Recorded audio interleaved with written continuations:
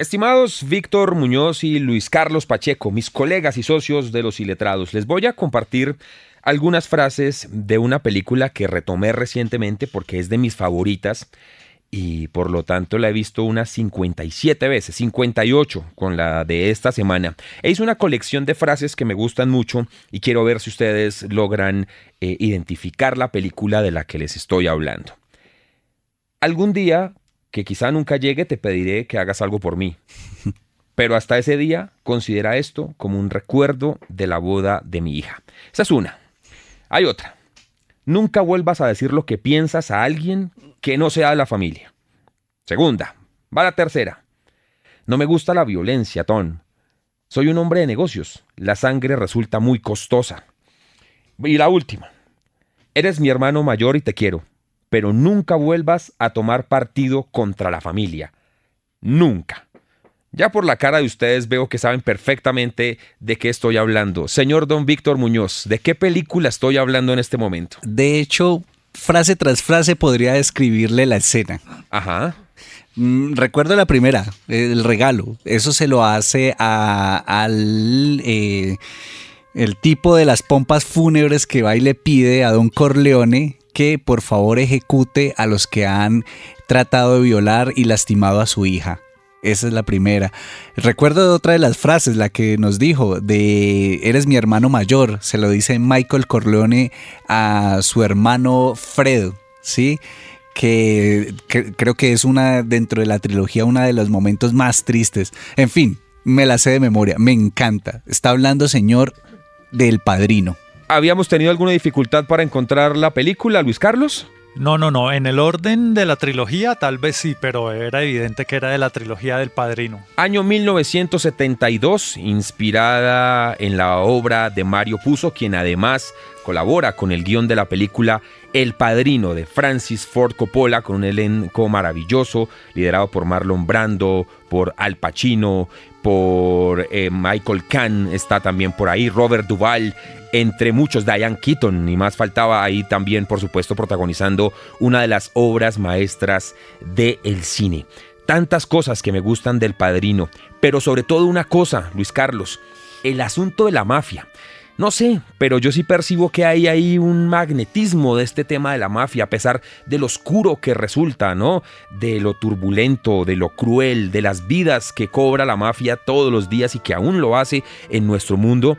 La mafia resulta un tema atractivo tanto que se han hecho películas, libros, canciones, obras de arte de todo tipo sobre la mafia. Sí, señor, fíjese que usted apunta a algo fundamental y es que en esas películas, fundamentalmente en esta película El Padrino, en toda la trilogía, se transmite la atmósfera de la mafia con un cierto glamour, que es un glamour que atrae solamente, imagínese, la música, los escenarios, las conversaciones, los atuendos que se ponen los mafiosos de la época, que es un mundo que le invita a uno como a penetrar en él, ¿cierto? Más allá, porque no queremos hacer una apología al crimen, de que finalmente detrás de ese aparente glamour, lo que está es el crimen, lo que está es efectivamente la sangre, lo que está es efectivamente todos esos actos desgarradores que afectan a la sociedad. Pero sí, definitivamente es un una gran puerta que hay que franquear. Yo creo que esa puerta y esa lista que ha hecho Luis Carlos, Víctor, amerita una temporada, amerita hacer un recorrido por la estética, las historias, los personajes del mundo de la mafia. ¿Usted qué cree? Definitivamente, Andrés, puede gustarnos o no el tema de la mafia, puede ser un tema de investigación o simplemente ejercer, como vos decís, ese magnetismo, pero indudablemente lo que no puede negarse es la influencia que ha tenido el tema de la mafia y todo lo que hay detrás de este crimen, del crimen organizado, y ha influido en la música, ha influido en el cine, ha influido en la literatura, o sea que es un objeto de estudio del cual uno puede ver distintas dimensiones y sería magnífico una temporada donde veamos la dimensión literaria de la mafia. De los presentes, Víctor, ¿quién cree usted que es más proclive a ser un mafioso? Lucho tiene la estética, el rostro del tipo duro, del tipo mafioso, de ese tipo. Yo me lo imagino a Lucho en los años 50 con sombrero y gabardina y con las manos entre la gabardina y me asustaría. Y que lo llamaran Don Luis Carlos. Don Luca. Luca, padrino. Sí, porque en italiano Luis sería Luigi. Sería Luigi, pero según hemos por ahí escuchado, los mafiosos italianos cuando llegaban a Norteamérica tendían a cambiarse el nombre. O sea, usted podría ser Don Luca. Sí, por supuesto, o Luis, ¿no? Porque ellos americanizaban el nombre después. Eso, Luis, sí, exacto. Le hemos hecho el marco a esta temporada. Esta temporada se llama Fuera de la Ley y vamos a hablar de la mafia en diferentes manifestaciones. Bienvenidos a una nueva temporada de Los Iletrados.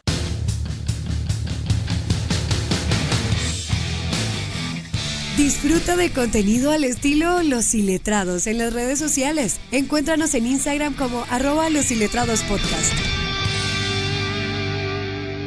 Los Iletrados, gocetas de los libros, la música, el cine y las bebidas espirituosas.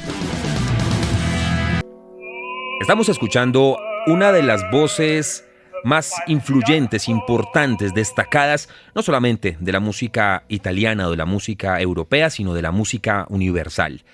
Enrico Caruso publicó este Vesti la giuba, que es algo así como Ponte el traje, en el año 1892. Desde el siglo XIX empezó a influenciar Enrico Caruso al mundo de la música, pero después lo haría en el mundo del cine. Esta ópera, Ponte el traje, Vesti la giuba, ha aparecido en una cantidad de películas que tienen un rasgo común, la mafia como tema principal. Una de ellas, la aparición, pues indudablemente, de Los Intocables, la película del año 1987. Su protagonista la ve todo el tiempo y escucha esta canción todo el tiempo, y la canción hace parte de la banda sonora y recurrentemente está apareciendo en nuestros oídos y en nuestro imaginario. Con esta canción arrancamos el episodio sobre la mafia, don Luis Carlos, una mafia que vamos a abordar desde diferentes frentes, pero también, pues, hombre, una postura crítica, ¿no? Aquí no vamos a hacer apología a la mafia, por más de que hemos dicho que usted tendría el alma y la cara del mafioso, pero le vamos a hacer una revisión, sobre todo muy interesante, al asunto de la mafia, señor. Bueno, yo debo contestar a eso que acaba de decir el viejo Víctor, que si en algún momento yo hubiese sido mafioso, de pronto sería más bien como alguien de la época de la bonanza marimbera por allá en la costa norte de Colombia. Más bien con sombrero volteado y diciendo, ay hombre. Sí, uno lo quiere ver, Andrés, en un tono más cosmopolita, pero él se aferra, o sea. Se aferra a su terruño. Sí, no sale de por allá. Hombre, Andrés, ¿y puedo ser hereje? Agregando una frase a todas esas que usted nos trajo. Por favor, está en su casa, señor. Es que yo me acordé. Don Luigi, lo que usted quiera. Puede hacer aquí lo que quiera, señor. Es que yo me acordaba mientras usted nos repetía Don las Luigi Pachecolo. De una que a mí sí me causaba terror de mi infancia, que más que una frase es un lema. Preferimos una tumba en Colombia que una cárcel o una celda en Estados Unidos. No me acuerdo exactamente cuál era la palabra, si cárcel o celda en Estados Unidos. Y creo que ese era el epígrafe de cualquier acto de horror en la Colombia de esa época. Sí, y atina Luis Carlos al sacarnos un poco de esta imagen de la mafia italiana, porque si bien es el referente principal, aquí también vamos a descubrir que existen otras mafias, ¿no? Infortunadamente, pues la mafia colombiana, ¿no? Pues que es una además de las más populares y poderosas de la historia, pero también iremos a Rusia a descubrir allá las historias de la mafia rusa, iremos a Oriente a descubrir a la mafia yakuza y vamos a transitar por diferentes tipos de mafia, porque también hay micromafias, hay manifestaciones diferentes de la mafia y del crimen organizado, y por ahí nos vamos a ir entonces, don Luis Carlos, en este episodio. Por ahí es donde vamos a rondar, ¿verdad? Sí, señor. Entonces, por supuesto, vamos a disfrutar textos, crónicas, poemas, películas, canciones, todo en torno a la mafia. ¿Por qué nos atrae tanto la mafia sabiendo que con seguridad lo que vamos a encontrar allí es un adefesio? ¿Cuál es ese enigma? Vamos a tratar en esta temporada de profundizarlo un poquito. Ahí está. Pues señores, arrancar por el comienzo, digo yo, y creo que el texto que trae Luis Carlos para nosotros es una buena forma de arrancar por el comienzo, como dice mi mamá. ¿Por qué digo esto, don Luis Carlos? ¿Cuál es el texto con el que vamos a arrancar esta temporada, a la que ya invitamos a nuestros oyentes a participar en los comentarios de Spotify, en nuestras redes sociales, @losiletradospodcast? ¿Cuáles son sus películas favoritas sobre la mafia? ¿Sus lecturas favoritas sobre la mafia? Hay canciones, por supuesto, sobre la mafia. ¿Qué opina usted de este tema? ¿De qué manera lo abordaría usted? Todos los comentarios bien recibidos, como siempre, y vamos a empezar con el señor Luis Carlos Pacheco. ¿Con qué arrancamos? Es que Andrés y viejo Víctor, imagínense, hay un señor llamado Íñigo Domínguez. Por supuesto, por el nombre, ustedes ya deducen que es un español.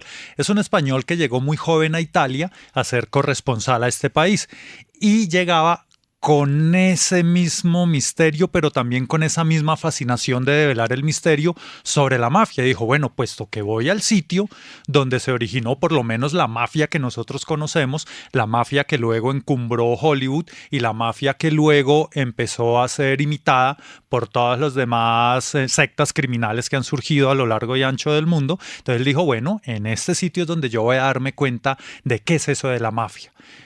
Pero cuando llegó ahí se dio cuenta que de lo que menos se hablaba era justamente de la mafia. Era una cosa secretísima. Y entonces él dijo, bueno, no encuentro noticias, no encuentro textos, pues yo me voy a dar a la tarea de escribirlo. Y entonces sus pesquisas, sus consultas, sus averiguaciones dieron en un libro que se titula Crónicas de la Mafia. Y de ese libro yo voy a ofrecerles aquí a los escuchas de Los Iletrados el capítulo 2 que se titula Corleone, donde nos habla de ese origen, de todo esto que luego magnificó Hollywood, sobre todo con El Padrino.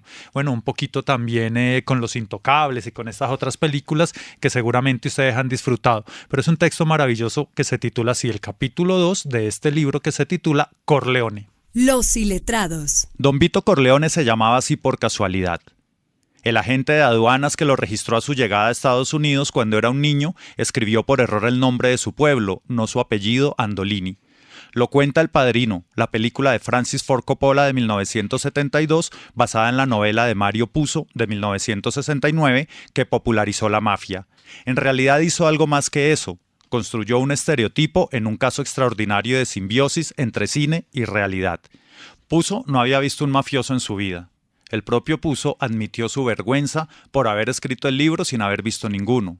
Lo escribí por el dinero. Tenía 45 años y estaba cansado de ser un artista. Además debía $20,000 a familiares y bancos. Lo cuenta en los documentos del Padrino y otras confesiones. Esta frase es citada a menudo por los detractores del Padrino, sobre todo de la comunidad italoamericana que solo ven un cúmulo de falsos estereotipos. Por lo menos, Puzo se documentó a base de bien.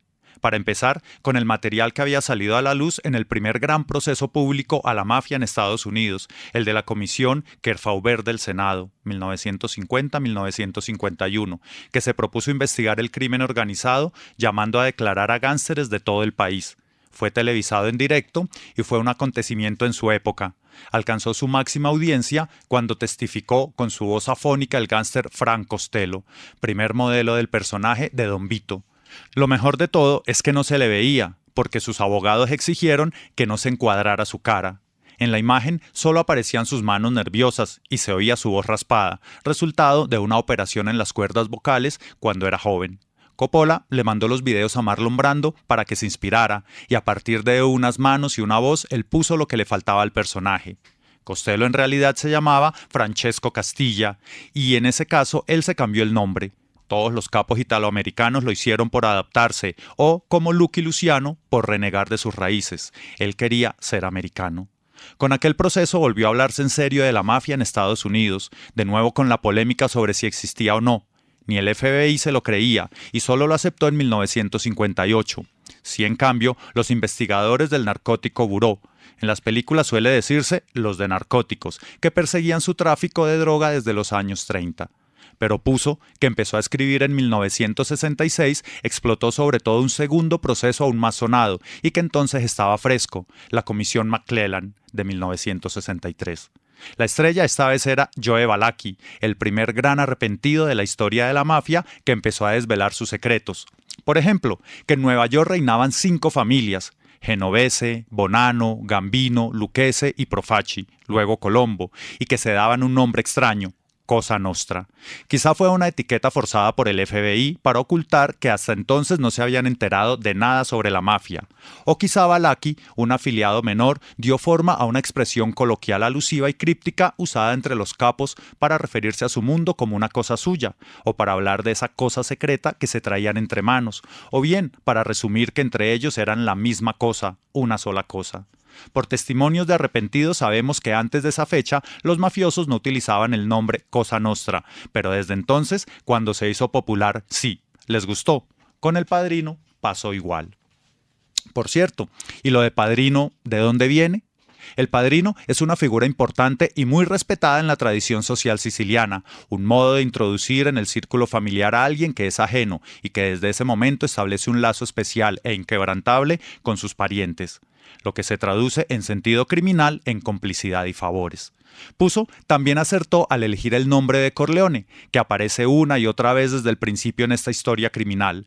Era de Corleone, por ejemplo, el jefe de la primera banda mafiosa conocida en Estados Unidos, Giuseppe Pidu Morello, arrestado en 1903, que en la mano derecha solo conservaba el meñique. Con él arranca el clan de los Genovese, una de las 5 familias.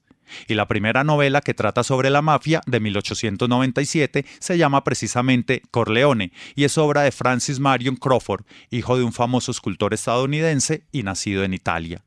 Corleone también es un símbolo de la lucha entre el bien y el mal, porque también ha tenido sus héroes, mártires olvidados, como Bernardino Berro, líder del movimiento campesino socialista de los Fasci, nada que ver con el fascismo, que disputaba la tierra a los mafiosos y que fue liquidado en 1915. Este pueblo del interior de Sicilia, con una media de 15.000 vecinos en el último siglo, empezó a salir en los periódicos estadounidenses como rareza exótica de un mundo tribal por la guerra de clanes que se desató en el pueblo entre 1958 y 1962 y dejó 55 muertos y 20 vecinos de los que nunca más se supo. El principal protagonista de este brutal episodio fue Luciano Lello, detenido finalmente en 1974. Lello, en el juicio, casi imitó a Marlon Brando, como Don Vito Corleone, chuleando con unas gafas de sol. El Padrino se había estrenado 2 años antes y creó escuela entre los mafiosos. Se pueden imaginar que, oficialmente, en Corleone la mafia no existía. En el primer pleno extraordinario sobre el tema, en 1985, cuando los Corleones ya llevaban 1.000 muertos en su guerra de Palermo, el alcalde acusó al Padrino de la mala fama de su pueblo. También Coppola tuvo sus problemas, no solo con la Paramount.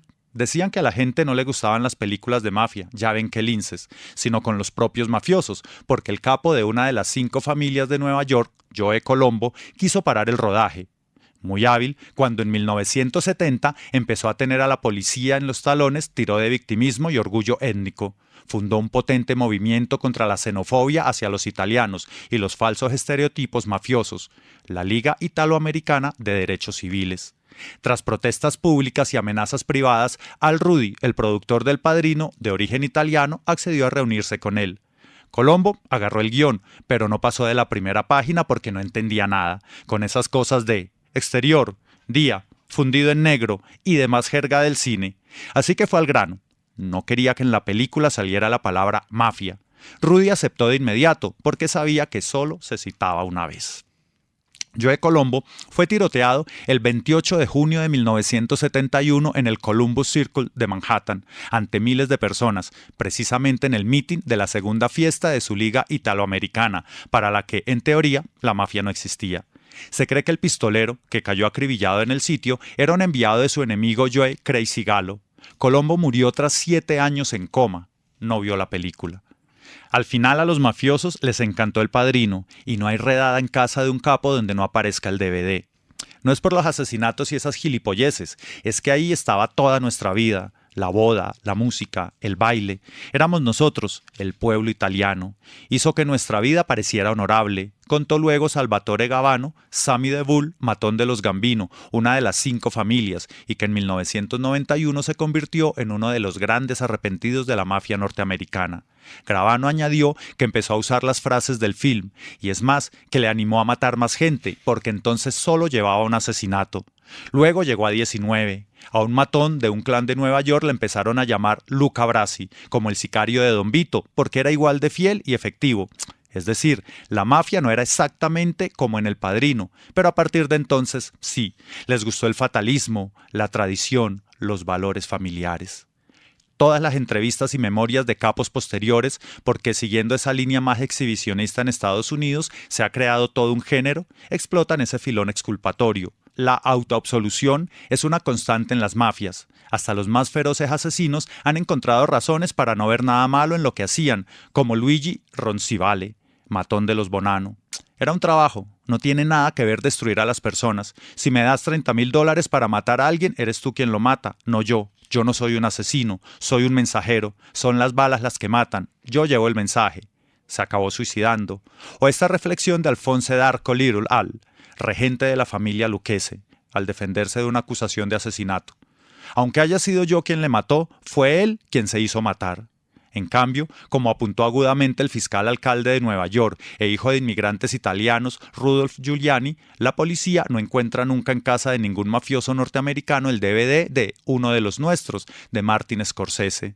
Es porque solo destaca los aspectos negativos de la mafia. De hecho, para el gran arrepentido Tommaso Buscetta era la mejor. Estos últimos toques cinematográficos redondearon el estilo mafioso, mucho más en las familias de Estados Unidos, ya marcados desde sus orígenes por unas reglas básicas. Son las que se explican en el ritual de iniciación o se han impuesto por la experiencia. No desear la mujer de otro capo, no contarle nada a la propia porque puede cotillar con las amigas, no robar, no hacer dinero con la prostitución, no matar a otros hombres de honor, salvo en caso de necesidad, dar siempre hospedaje a los fugados, no hablar con la policía, no hablar a los extraños de la mafia y no presentarse nunca directamente como mafioso, solo a través de terceros. Esta última regla es esencial porque quien presenta a alguien se hace responsable de meterlo en el ajo, es una cadena de confianza. Sobre las mujeres en realidad pesa más el pragmatismo que la moral o la tradición. Es preferible que el mafioso esté casado y tenga una vida ordenada, porque es el mejor modo de evitar problemas. Una esposa traicionada, por ejemplo, puede tener la tentación de vengarse e irse de la lengua. Totò Riina despreció al pentito Tommaso Buscetta en el maxiproceso de Palermo al definirlo como un mujeriego, alguien poco de fiar. Pero cuando su abogado insistió en el tema, el famoso pentito le bastó una frase para zanjar el asunto. Si queremos abrir el libro de los asuntos privados, yo estoy listo. El letrado palideció y se calló. Sospechó que Buscetta sabía que se había acostado con la mujer de uno de sus clientes mafiosos encarcelados, una revelación que significaría su condena a muerte. Otra costumbre verdadera que se ve en las películas es la de besarse cada vez que se encuentran. Los mafiosos lo hacían cuando nadie lo hacía. Ahora en Italia es muy normal que los hombres se besen al saludarse, pero como ha contado el pentito Antonio Calderone, hace solo unas pocas décadas y sobre todo en Sicilia era algo rarísimo y para los mafiosos era una señal de identidad. Estas normas son bases mínimas de preservación y reglas de juego de referencia para no acabar todos a tiros.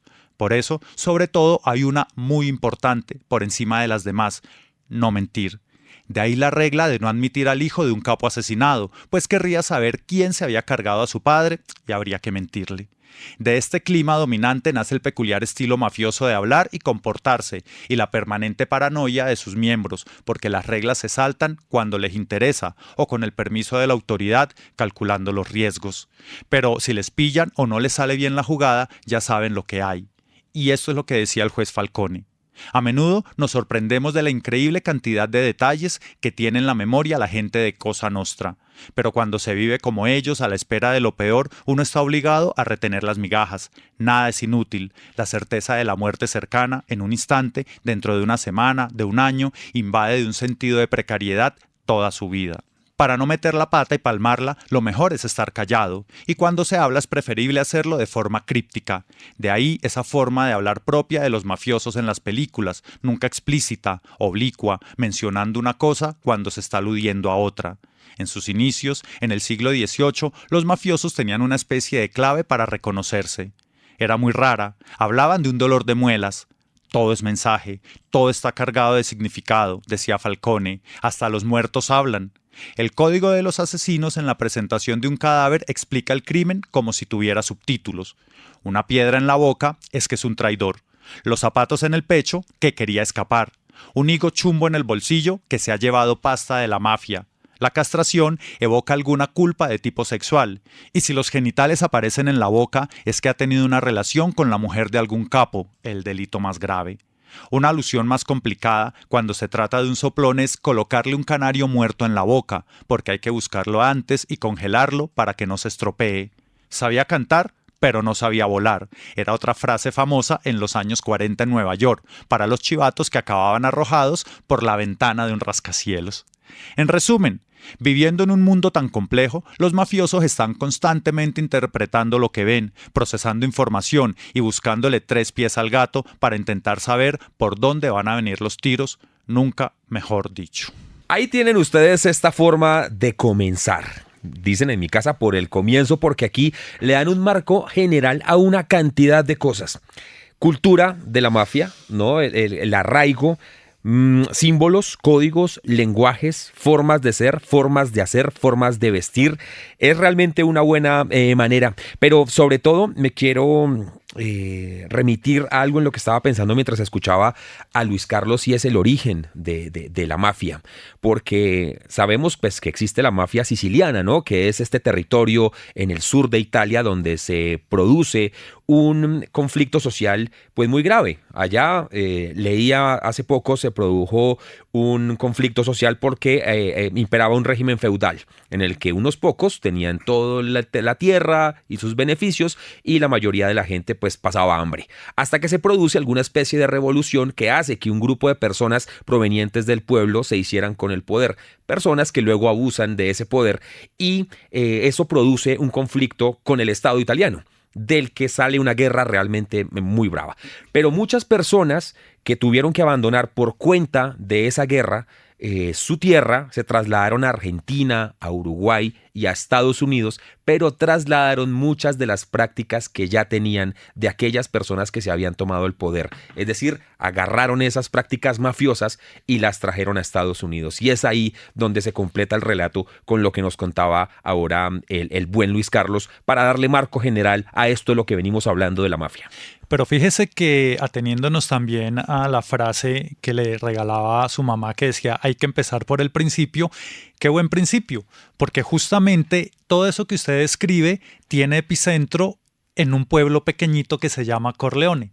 Entonces, al final, Corleone se convierte no solo en el personaje del mafioso por antonomasia, con ese error que cometieron, en lugar de ponerle el apellido, le pusieron el nombre del sitio donde venía, entonces terminó siendo el apellido de un personaje que es el mafioso por antonomasia, pero también nos recuerda el sitio donde surgieron todas estas expresiones y todas estas formas, todo esto que usted acaba de contar aquí, que nos reseña en el texto don Íñigo Domínguez. Entonces, Corleone, sitio y personaje central de la mafia. Y es que, mire, retomando algo de lo que usted dice, Andrés, o sea, ahora nosotros nos ubicamos en un mapamundi y vemos a Italia como pues un país más de Europa, pero lo que no entendemos es que hasta el siglo XIX Italia era un país absolutamente fragmentado. Digamos, donde imperaban más las provincias y cada cultura que había en esas provincias que un estado general, ¿no? Y todo eso era producto, pues, de la división del gran imperio romano y la fragmentación feudal en que estuvo sumergida Italia durante muchísimos años. Y fíjese usted que eso parecería una historia por allá de los libros, pero eso definitivamente configura una realidad, y es que estas mafias que se trasladan a Estados Unidos llevan esos problemas tribales porque eran rencillas tribales de familias y se trasladan a Estados Unidos y esas guerras tribales siguen siendo generación tras generación el motivo a través del cual se dinamiza mucho de los conflictos de estas estructuras mafiosas que se van a conformar en los Estados Unidos. Sí, y veo también mucho en el texto que nos leía ahora Luis Carlos de esta acentuación cultural justamente por ese tema del desarraigo, porque la familia es importante, las tradiciones son importantes, la comida es importante, la música, porque sí está esa añoranza también del territorio de donde salieron. Por eso es importante la familia, por eso las tradiciones son tan marcadas en esta mafia probablemente como en ninguna otra, y por eso esa cultura empieza a entregarnos símbolos y formas de hablar y, como decíamos, formas de ser y de hacer. Y es ese desarraigo, Lucho, lo que quizás lleva a que para ellos el padrino se convierte en un punto de referencia. Digamos, más allá de ser los criminales, el padrino les da un punto de partida para sentirse gente glamurosa, gente con una historia, gente admirada, ¿no? Y por eso yo sí siento que esa sensación, y que me parece increíble, de orgullo que tienen estos personajes del padrino, a tal punto de decir que cada vez que se hacía una redada encontraban una copia del padrino. Algo muy distinto, Andrés, fíjese, a esa película que a usted tanto le gusta de Martin Scorsese, Buenos Muchachos, ¿no? Sí, Goodfellas, sí, donde muestran todo lo contrario, lo absurdamente violentos, lo descaradamente mentirosos que son, a pesar de que una de sus leyes es no mentir, son mentirosos, se mienten, las traiciones y todo esto, pues que se mueve en el bajo mundo del crimen organizado. Sí, señor, eso que usted anota es fundamental del texto. Cómo una producción cinematográfica, es decir, el arte, termina siendo imitada por los verdaderos mafiosos. Cuando al principio la trataron de perseguir, la trataron de censurar, al final les gustó tanto que terminaron imitándolo. Pero también me gusta mucho del texto, no sé a usted cómo les parece, me gusta porque es tétrico. Y ustedes saben pues que a los seres humanos pues también nos gusta asomarnos a veces a lo tétrico. Por ejemplo, esos códigos implícitos dentro de la mafia, ¿sí? No desear a la mujer de otro capo. Pero también se sabía que muchas veces se saltaban esa norma. Claro. ¿Sí? Se terminaban enamorando, terminaban conquistando a la mujer de otro capo. Pero también una que seguramente va a ser objeto de muchas críticas, pero que sucedía en esa mafia, ¿sí? No contarle nada a la propia mujer porque puede chismosear y los puede echar al agua, ¿cierto? Y no serle infiel a la mujer porque como venganza puede también delatar todas las malas acciones del negocio de su marido. Claro. Es increíble, a mí me parece que el texto de González, cuando lo menciona, dice ese lenguaje colateral y oblicuo, ¿no? Dentro de todo está pues también ese secretismo de este mundo.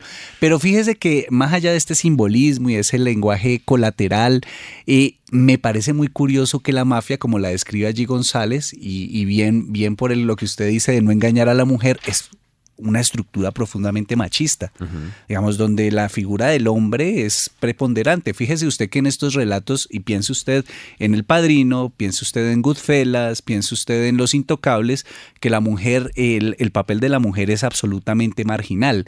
Y aparece es como una posible vía de escape de información que puede conducirlos a problemas, ¿no? Y fíjese usted lo último acá, ese que dice, el acto más grave que hay en la mafia es que meterse con la mujer, sí, tanto claro. Así que le meten pues los genitales a usted en la boca. O sea, usted puede traicionar, usted puede matar, pero no se vaya a meter con la propiedad y lo digo así pues entre comillas, ¿no? La propiedad de la casa, la mujer, ese objeto pues si usted se mete con eso. Claro, total. Y ahí la fidelidad es más un hecho práctico, exacto, ¿no? Sí, que una forma de vivir o una conciencia sobre la relación. No es una cuestión moral, no, es una cuestión de sobrevivencia. Para que el negocio sobreviva. Y retomo rápidamente esto del lenguaje oblicuo porque la mafia colombiana lo tiene. El AMPA colombiana tiene esa forma de decir las cosas y no decirlas, como decía ahora el texto de González, ¿no? Entonces aquí las formas como se refieren a los cargamentos a la hora de comunicarse por teléfono, cómo se refieren a las armas, ¿no? Que le dicen el guayo, que le dicen la niña, ¿no? Los códigos que existen en las mafias con ese lenguaje oblicuo es bien característico de eso. Y mire, usted decía que muchos de estos personajes de esa Italia fragmentada terminan en Estados Unidos, pero también en Latinoamérica. Claro. Y en Latinoamérica el caso más importante es el de Argentina, ¿no? Y hablando de ese lenguaje colateral del crimen, está el lunfardo, ¿no? Que es y que aparece incluso en los tangos, que uno no entiende qué es lo que dicen, son palabras por allá ocultas, y tiene mucho que ver con eso, con salirse un poco a través del lenguaje de esas normas y esa posibilidad de interpretación que puedan tener las autoridades de cada una de las acciones que tenían estos grupos. Sí, dos cositas, es Domínguez, Íñigo Domínguez, pero yo quiero recordarles que también los crímenes tenían su simbolismo, entonces ya luego pues los agentes del orden o la policía o como le llamen, empezaban a descubrir qué significaban. Entonces, una piedra en la boca, que era un traidor. Entonces lo mataban a alguien, le ponían una piedra en la boca, ya todo mundo sabía. O sea, esas eran las cosas por las cuales mataba la mafia. Por ejemplo, si se quería robar algo del negocio, lo mataban y le ponían un higo en el bolsillo, ¿cierto? Los zapatos. Los zapatos en el pecho. Los zapatos en el pecho, sí. La castración siempre era algún crimen o alguna contravención mejor a la mafia de tipo sexual, ¿cierto? Entonces la castración, etcétera, etcétera, y eso iba configurando ahí toda una simbología de la muerte. Vamos a hacerle a Lucho un test de películas. Lucho, un chaleco antibalas con un pescado, ¿qué significa? Uy, no, me puso en calzas prietas. Andrés. Yo estoy casi seguro de lo que está hablando, pero no lo tengo. Acuérdese, es cuando matan a Luca Brasi que les envían el chaleco antibalas con un pescado. Ahora duerme con los peces. Claro, ahora duerme con los peces. Sí, señor, tiene toda la razón. Además, cuando dicen, no, como hay que desconectarlo, ¿no? Hay que apagarlo, como sinónimos o formas de decir asesinarlo. Ahí está, miren, nos daría para un episodio completo el de Íñigo Domínguez, el texto que ha compartido con nosotros Luis Carlos Pacheco. La música. Oiga, la música sobre la mafia. ¿Tienen referencias ustedes de canciones que bien hablen sobre la mafia o que bien hagan parte, como hemos dicho en el caso de Enrico Caruso, de bandas sonoras? Aquí les tengo una, por ejemplo, a ver si la reconocen.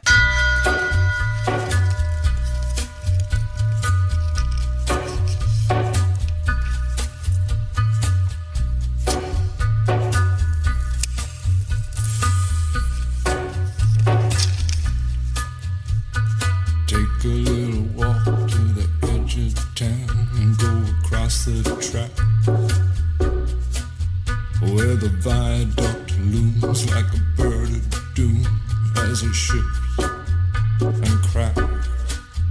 Where secrets lie in the border fires and the humming wires. Yeah, man, you know you're never coming back. Across the square, across the bridge, past the mills, past the stacks.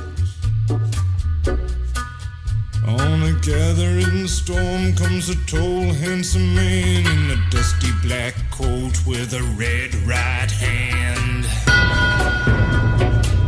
¿La tiene, don Víctor Manuel?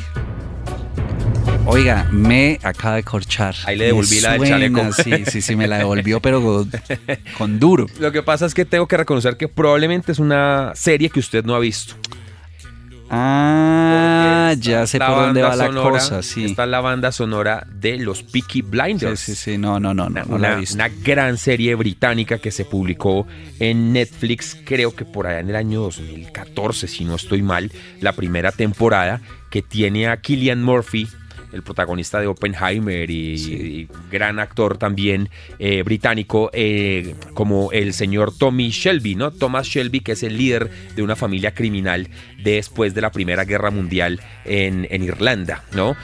Ahí se produce la historia también de una estética, de un territorio, de unas disputas también entre culturas, porque aquí son los irlandeses contra los judíos, pero también hay peleas contra los mismos británicos. gringos contra los norteamericanos. También hay una cosa ahí regional y territorial bastante fuerte con esa historia. Sí, mire que no me la he visto, Andrés, pero justamente iba a algo que usted está mencionando, y es que a veces cuando hablamos de mafia pensamos solo en Italia, ¿no? En estos gángster italianos y todo esto, pero mafia ahora digamos que es un término que globaliza una cantidad de expresiones, ¿no?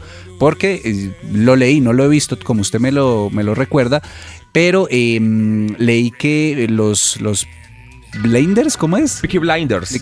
Peaky Blinders, sí, señor. Son no son italianos ni ingleses, sino que son gitanos. Son gitanos, sí, son de ascendencia gitana y además pues son discriminados por muchas cosas, son personas que vienen, como decía, de una tortura de la guerra. El propio personaje de Thomas Shelby es una persona que tiene pesadillas, que tiene visiones, y eso a lo largo de la serie empieza a notarse cada vez más, los problemas mentales que trae él como consecuencia del trauma de la guerra. La canción que están escuchando se llama Red Right Hand y la hace Nick Cave, músico australiano. Esta canción la han versionado otras grandes bandas como los Arctic Monkeys. Ahí se las dejo un poquito. Gran canción hasta ahora, un poco de rock and roll, de la mafia en Los Iletrados.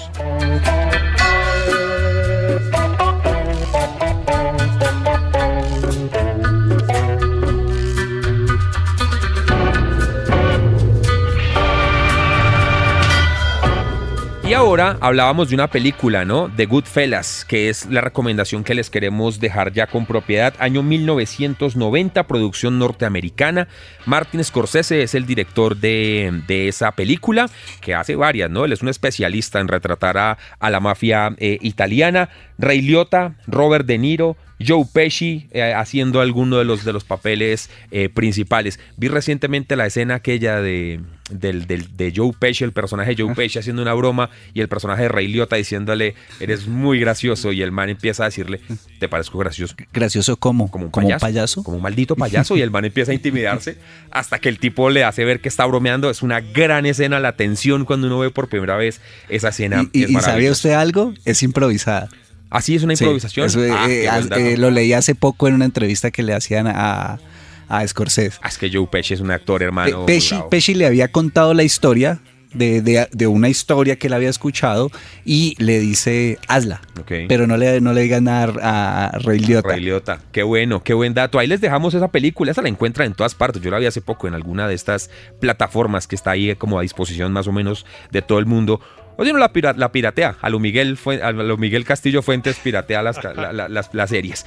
Bueno, vamos a continuar después de esta recomendación musical con otra gran lectura. Don Víctor, es su turno, señor, para ir cerrando este episodio. Primero de la nueva temporada de Los Iletrados, llamado Fuera de la Ley. ¿Qué es lo que va a compartir con nosotros? Bueno, señor, yo creo que la mafia da para todo. Hemos hablado del cine, hemos hablado de la música y ya nos estamos introduciendo en el mundo de la literatura, de la mafia, pues que cómo lo ha abordado la literatura. Y uno de los hombres que yo siento que le ha cautivado muchísimo es el gran reportero norteamericano, quizás digamos la piedra angular del nuevo periodismo, Guy Tellez, que en su libro Retratos y Encuentros se crea esta historia que les quiero compartir. Los sastres valientes de Maida, un texto absolutamente increíble que sé que les va a encantar. Los Iletrados. El diminuto y presuntuoso Francesco Cristiani sentía un enorme orgullo por su profesión de sastre y creía que él y cada uno de los sastres bajo su tutela eran incapaces de cometer errores. De hecho, hubo una ocasión en la que un cliente entró para probarse un traje, pero fue incapaz de deslizar sus brazos en el interior de las mangas porque eran demasiado estrechas. Francesco Cristiani no solo se negó a disculparse con el cliente, sino que se comportó como si hubiera sido insultado por la ignorancia de éste respecto al sentido de la moda y el sentido masculino único de la sastrería. «Los brazos no van en las mangas», le informó Cristiani a su cliente con aires de superioridad. «Esta chaqueta fue diseñada para llevarse sobre los hombros». Fue durante esta época, primavera de 1911, cuando la sastrería sufrió una catástrofe que no parecía tener solución. El problema fue tan serio que la primera intención de Cristiani fue salir de la ciudad por un tiempo en vez de quedarse en Maida y encarar las consecuencias.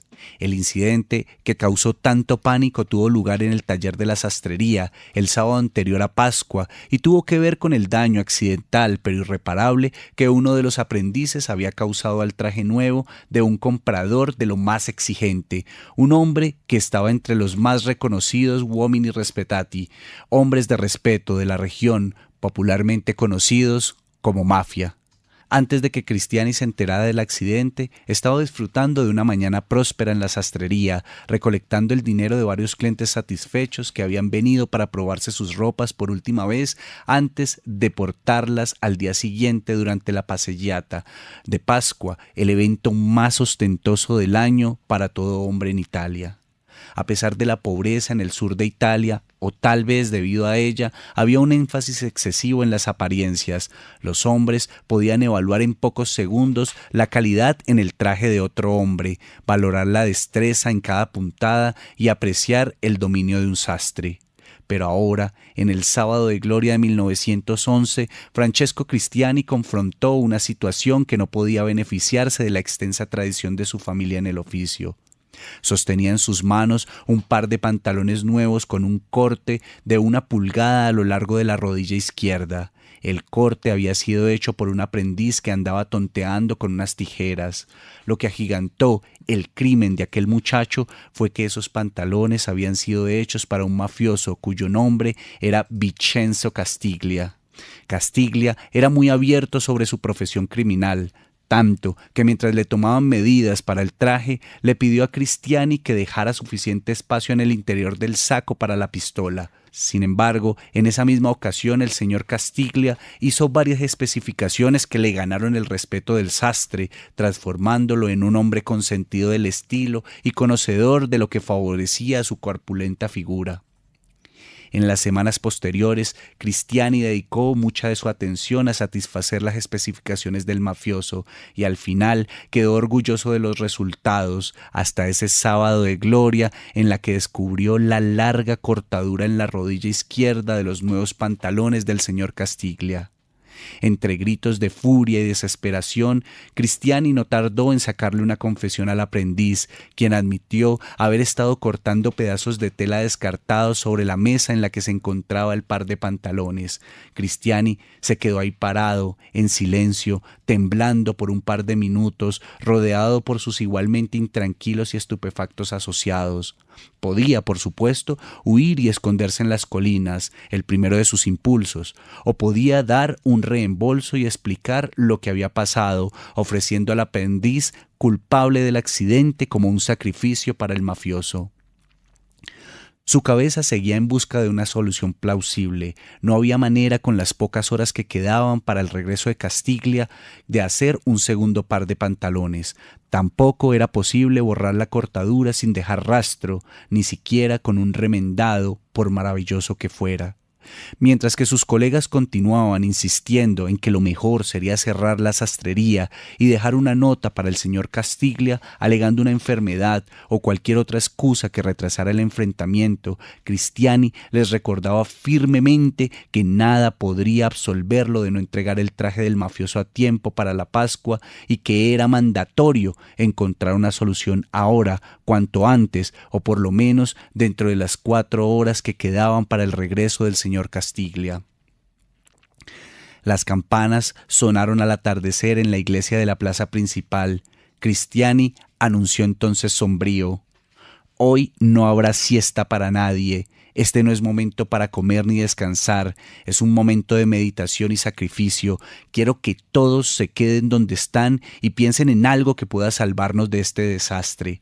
Fue interrumpido por los refunfuños de otros sastres a quienes no les agradaba la idea de perderse la comida y la siesta. Varios minutos más tarde, con un chasquido de dedos, Cristiani se puso de pie. Aunque medía apenas unos 65 metros, su porte, su estilo y su lustre le añadían substancia a su presencia. Había un brillo en sus ojos. «Creo que se me ocurrió algo», anunció sin prisa, pausando para crear suspenso hasta que todos le prestaran atención. «¿Qué?», preguntó el más antiguo entre sus sastres. «Lo que puedo hacer», siguió Cristiani, «es cortar a lo largo de la rodilla derecha para emparejarlo con el daño de la izquierda y...» «¿Estás loco?», lo interrumpió el viejo sastre. «Déjame terminar, imbécil», gritó Cristiani, azotando su pequeño puño contra la mesa. «Y luego puedo tejer ambas rasgaduras con costuras decorativas e iguales entre sí. Le explicaré al señor Castiglia que es el primer hombre en esta parte de Italia en vestir pantalones diseñados según la última moda, la costura en las rodillas». Los demás lo escucharon estupefactos. «Pero maestro», dijo uno de los muchachos con un tono de mucho cuidado y respeto, «el señor Castiglia no se dará cuenta, después de que le presente esta nueva moda, de que nosotros los sastres no vestimos pantalones de ese estilo». Cristiani arqueó solo un poco las cejas. «Buen punto», concedió al muchacho, y el aire de pesimismo volvió a la habitación. Entonces los ojos de Cristiani resplandecieron de nuevo y dijo: «Pero sí seguiremos la moda. Le haremos cortes a las rodillas de nuestros pantalones y le haremos costuras similares a las del señor Castiglia». Antes de que los otros pudieran decir algo, añadió: «No serán nuestros propios pantalones, usaremos los del armario». De inmediato, todos voltearon hacia un par de puertas cerradas de un armario que había al fondo del taller y en cuyo interior colgaban los últimos trajes vestidos por hombres ahora muertos, trajes que varias viudas, afligidas y sin ganas de conservar artículos que les recordaran a sus esposos fallecidos, habían donado. Los sastres comenzaron a elegir entre un amplio surtido. «Ahora presten mucha atención», les dijo Cristiani a sus hombres. Con un movimiento de la seda en su aguja, aplicó la primera puntada en los pantalones del difunto. Sobre la rasgadura dibujó con diestras suturas la minúscula imagen de un pájaro que extendía sus alas a la distancia, volando en dirección de quien lo viera. El pájaro recordaba a un halcón peregrino. Así fue como Cristiani inventó el pantalón con rodillas de punta de ala. Entonces, ¿qué les parece?, preguntó a su equipo con una despreocupación tal que indicaba el poco interés que tenía en sus opiniones. Entonces Cristiani añadió con urgencia: «Ahora, rápido, corten las rodillas de los pantalones que usarán y sutúrenlos con el diseño que acaban de ver». Francesco Cristiani, como era de suponer, no dejó que nadie más que él se encargara de la ropa del mafioso. Cuando las campanas de la parroquia anunciaron la hora de la siesta, Cristiani inspeccionó, admirado, la labor de costura que había hecho. Ya comenzaba a escucharse la actividad en la plaza y dos aprendices estaban de pie afuera con órdenes de avisar tan pronto vieran el carruaje del señor Castiglia. Dentro, los sastres estaban parados en fila atrás de Cristiani, todos ellos exhaustos y hambrientos, pero la ansiedad y el miedo que les causaba la posible reacción del señor Castiglia ante su traje de Pascua dominaba todas sus emociones. Cristiani, por otro lado, conservaba una extraña calma. En la mano, colgando de un gancho de madera, sostenía el traje del señor Castiglia. A los 22 minutos, después de las 4, una voz chillona que evidenciaba su pánico anunció: «¡Está arribando!». Una carroza negra, jalada por dos corceles, se detuvo con un estruendo frente a la tintorería. El cochero, armado con un rifle, saltó de su asiento y abrió la puerta del carruaje. Fue entonces cuando apareció el ancho y oscuro marco de Vincenzo Castiglia, bajando un par de escalones hasta la banqueta. Tras él venía un hombre delgado, su guardaespaldas, vestido con un sombrero negro de ala ancha, gabardina larga y botas tachonadas. El señor Castiglia se quitó la fedora gris y con una servilleta se limpió el polvo que se había acumulado sobre su frente durante el camino. Entró a la tintorería donde Cristiani se adelantó para saludarlo y, sosteniendo el traje en lo alto, proclamar: «Su maravilloso traje de Pascua lo está esperando». Estrecharon sus manos y el señor Castiglia examinó su traje sin decir nada. Luego fue directo hacia su guardaespaldas para que le ayudara a quitarse la chaqueta y así poder probarse su atavío pascual. Cristiani se paró cerca, junto a los demás sastres, observando cómo se mecía la pistola pegada al pecho de Castiglia con el movimiento de sus brazos que levantaba por encima de sus hombros para deslizarse en el interior del chaleco, seguido del saco de anchos hombros. El señor Castiglia se miró en el espejo triple junto al probador, admiró su reflejo desde cada ángulo y volteó a ver a su guardaespaldas, quien asintió afirmativamente. comentó con voz imperativa. «Perfecto, mille grazie», respondió Cristiani haciendo una leve reverencia mientras removía los pantalones cuidadosamente del gancho y se los entregaba al señor Castiglia, que disculpándose entró al vestidor, cerró la puerta. Algunos de los sastres comenzaron a caminar por la habitación, pero Cristiani permaneció de pie al lado del probador, silbando con calma para sí. Por más de un minuto no hubo palabra en el aire. Los únicos sonidos audibles eran los que hacía el señor Castiglia cambiándose los pantalones. Pero entonces, muy de repente, una voz muy profunda bramó desde el otro lado de la puerta: «¡Maestro!». Luego más fuerte: «¡Maestro!». La puerta se abrió de golpe, revelando el ceño fruncido y la figura encorvada del señor Castiglia, con los dedos apuntando directo a sus rodillas dobladas y al diseño al lado sobre los pantalones. Bamboleándose rumbo a Cristiani, gritó: «Maestro, ¿qué avete fatto qui?». «Maestro, ¿qué ha hecho aquí?». El guardaespaldas se paró de un brinco con una mirada feroz para Cristiani. Los sastres dieron un paso hacia atrás, pero Francesco Cristiani permaneció de pie, firme, aun cuando la mano del guardaespaldas desapareció tras la gabardina. «¿Qué es lo que ha hecho?», repitió el señor Castiglia, con las rodillas aún dobladas, como si sus articulaciones estuvieran tiesas. Cristiani lo miró en silencio por un segundo, tal vez dos. Finalmente, con el tono autoritario de un maestro que reprende a un estudiante, respondió: «Oh, cuánto me decepciona, qué triste e insultado me siento por su falta de aprecio, por este honor que intentaba otorgarle, porque creí que usted lo merecía, pero veo tristemente que me equivoqué». Antes de que el confundido Vincenzo Castiglia pudiera abrir la boca, Cristiani siguió: «Usted exige saber qué he hecho con sus pantalones sin darse cuenta que esto que le ofrezco es una introducción al mundo moderno, a donde yo creí que usted pertenecía. Cuando nos visitó por primera vez el mes pasado para tomarse las medidas, parecía tan distinto al pueblucho retrógrado de esta región, tan sofisticado, tan individualista. Asumí que estaba en contacto con el espíritu contemporáneo de la libertad, pero mi juicio fue erróneo. Un traje nuevo ciertamente no transforma al hombre que lo lleva puesto». Acarreado por su propia grandilocuencia, Cristiani giró hacia el más viejo de sus sastres, que estaba parado junto a él, y soltó un antiguo proverbio italiano: «Lavar la testa al asino e acqua persa». Entonó Cristiani: «Lavarle la cabeza al burro es un desperdicio de agua». Un silencio atónito cubrió toda la sastrería. El sastre de Cristiani, aterrado por semejante provocación, se quedó sin aire y tembló, mientras la cara de Castiglia enrojecía y las cejas se le estrechaban.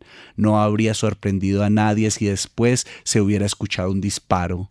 El señor Castiglia no respondió. Farfulló. Se mordió los labios, pero no dijo nada.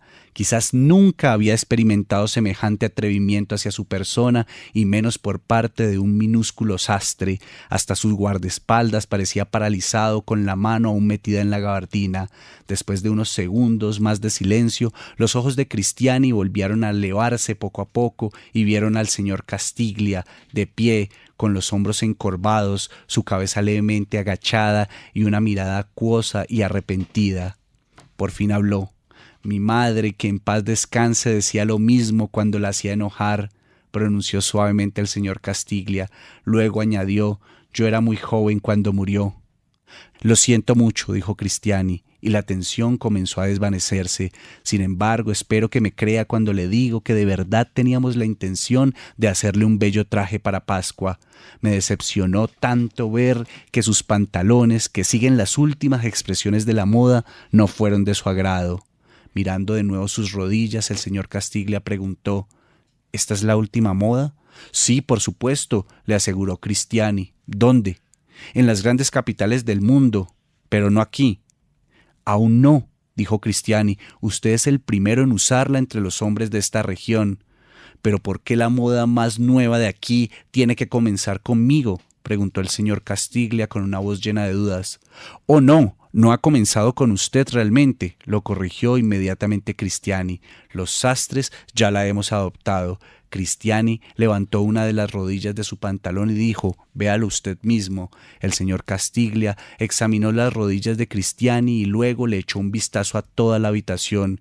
Vio a los demás sastres, uno tras otro, levantando una pierna, asintiendo, mientras apuntaban a las ya familiares alas de aquel ave infinitesimal. Ya veo, dijo el señor Castiglia, y también veo que le debo una disculpa, maestro. A veces un hombre requiere un cierto tiempo para poder apreciar la moda. Luego, después de haber estrechado la mano de Cristiani y pagado la cuenta, pero sin ganas de permanecer un segundo más en aquel lugar en el que había sido expuesto, el señor Castiglia llamó a su taciturno y obediente guardaespaldas y le entregó su viejo traje. Vistiendo la nueva prenda y con una inclinación de su sombrero, el mafioso caminó hacia su carruaje. ¡Ay, hombre! ¡Qué buena historia! Tengo 3 momentos que me hicieron revolver el estómago. 1. Estamos hablando de una sastrería que está construyendo, diseñando el traje para un mafioso. Entonces son 3 momentos que me revuelven la panza. 1, cuando encuentran el hoyo en el pantalón. Cuando el sastre asistente ha estado tonteando con las tijeras y se tiró el pantalón, yo ahí ya me habría fugado para otra parte. 2, cuando llega el mafioso a recoger el traje. Cuando dice está llegando, esa parte a mí me revolvió la panza. Y 3, cuando el mafioso encuentra las costuras y le pregunta qué es lo que ha hecho, ahí también dije, esto va a acabar muy mal. Pero gracias al ingenio de estos sastres, la cosa acaba bastante bien y termina una persona tan inteligente como un mafioso, pues engañado por estos humildes sastres. Es una historia que uno podría decir es una invención más de Gay Tellez, ¿no? Pero resulta, y tengo que confesarle a las personas que nos están escuchando, que aquí en esta lectura nos hemos saltado fragmentos para poderles traer en conjunto la historia. La historia es un poco más amplia y es real, es tan real que el pequeño niño, el pequeño aprendiz de sastre que daña los berracos pantalones no es ni más ni menos que el padre de Gay Tellez. Ah, vea usted. Imagínese usted. Entonces, el mozalbete, sí. Entonces, esta es una historia que realmente a uno lo puede, a posterior, le puede resultar graciosa, ¿no? Pero creo que en ese momento es realmente aterrador. Además del porte del tipo cuando se baja, cuando luego se baja su guardaespaldas, que es otra de las figuras que a mí me parece muy reiterativas de la mafia, ¿no? Cada gran capo, cada gran don tiene un guardaespaldas de confianza, ¿no? Le recordemos Don Corleone a Luca Brasi, el mismo Michael Corleone con Albert Neri, creo que es que se llama. Tienen estos personajes que parecen comunicarse casi que telepáticamente, ¿no? Recuerden que cuando el tipo dice, maestro, ¿qué es lo que ha ocurrido aquí? Inmediatamente lo que hace el mafioso, casi que telepáticamente, es mandarse mano a la pistola, ¿no? Entonces creo que es un cuento o una historia que resume muchísimas cosas de lo que encierra este universo de la mafia. Miren, en un espacio tan pequeño como una sastrería está jugándose una cantidad de cosas, ¿no?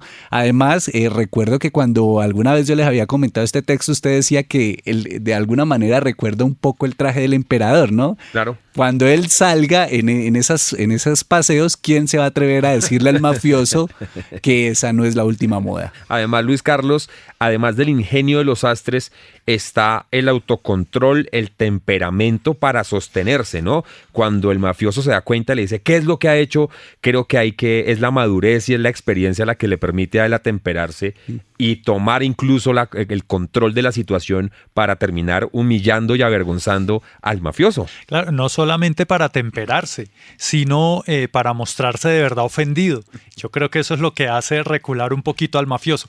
Pero fíjese que de lo que usted dice, Andrés, de esos 3 momentos que usted describió, hay algo en común, es la maravillosa tensión de quien escribe la crónica. O sea, nos mantiene en ese estado de vigilia o de vigilancia mejor.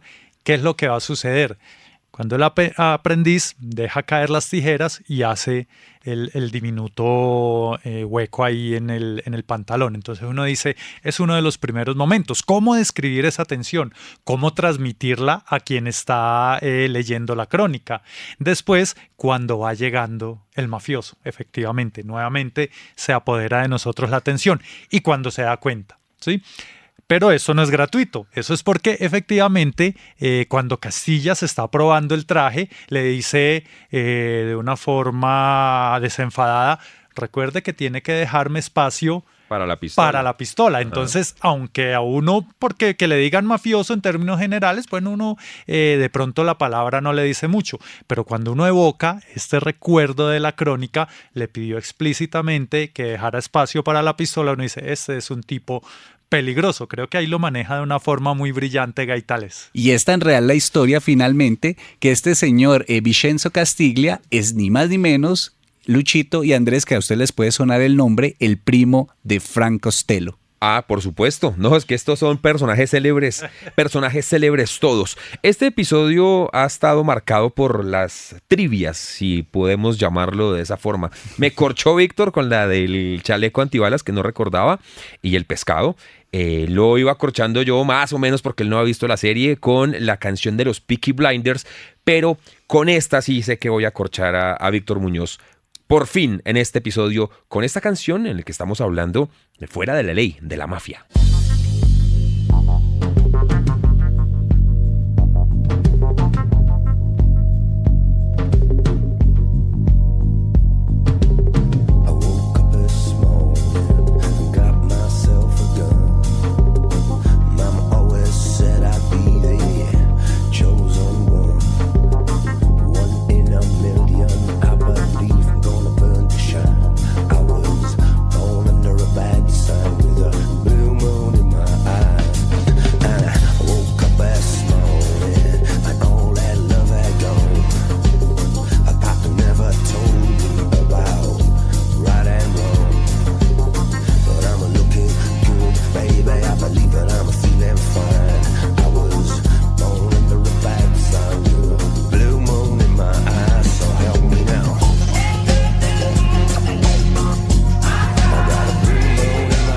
La letra de la canción un poco dice esto: te despertaste esta mañana, conseguiste un arma, mamá siempre te decía que serías el elegido.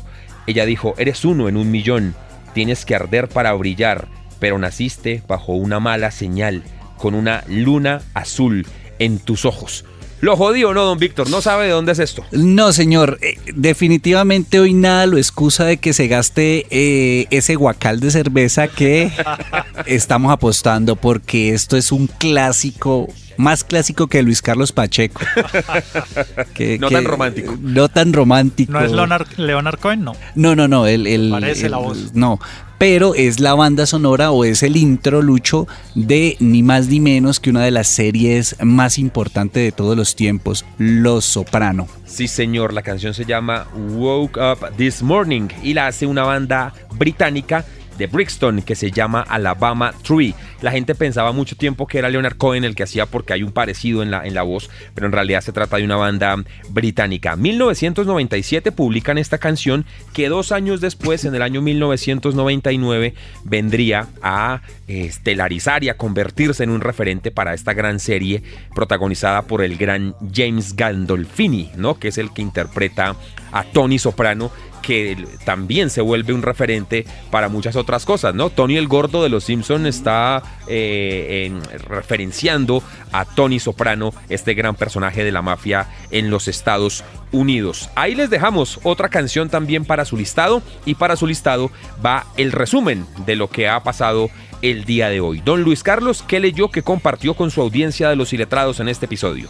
Sí, señor, yo leí un capítulo de ese gran libro, Crónicas de la Mafia, de don Íñigo Domínguez, y el capítulo que leí se titula Corleone. Ahí está, don Víctor Manuel. ¿Y usted qué leyó para nosotros? Bueno, señor, le compartí a uno de los periodistas más importantes de todos los tiempos, Gaitales, con la crónica Los Sastres Valientes de Maida, un texto que pueden encontrar en Retratos y Encuentros. La música de hoy, escuchamos a Enrico Caruso con Vesti la lluvia. Señor, ¿qué pasó? No, que a propósito de Los Soprano está basado en ese maravilloso libro también de Gaitales, Honrarás a tu padre. En la figura del señor Bill Bonanno. La música de hoy decía Enrico Caruso con Vesti la lluvia, ponte el traje o algo así. Nick Cave con la canción Red Right Hand de Peaky Blinders. Y aquí escuchando Woke Up This Morning, la canción original de Los Soprano. Hemos terminado de esta forma, mis queridos amigos, el primer episodio de esta temporada. Creo que pinta muy bien, pero díganos ustedes cómo ven la temporada de La Mafia. Textos sobre la mafia, películas sobre la mafia, canciones sobre la mafia, historias sobre la mafia, opiniones sobre la mafia. Todo se puede. Recuerde que ahora Spotify le permite a usted dejar comentarios a cada uno de nuestros episodios. Así que la invitamos a que pueda hacerlo y los vamos a leer y a compartir, por supuesto. Y vayan a las redes sociales, @losiletradospodcast. Ahí también vamos a estar compartiendo contenido para ustedes sobre esta temporada y sobre esas vainas que nos gustan tanto como son los libros. Nos fuimos, los invitamos a escuchar el segundo episodio de esta temporada llamada Fuera de la Ley. Vamos a hablar sobre la mafia en Los Iletrados. Chao pues. Blue moon in my eyes, so help me now. I got a blue moon in my eyes, do you? So sad, Larry. What you got? Goddamn shake my body. I got a blue moon in my eyes. Break my heart now. I woke up this morning and the world turned upside down.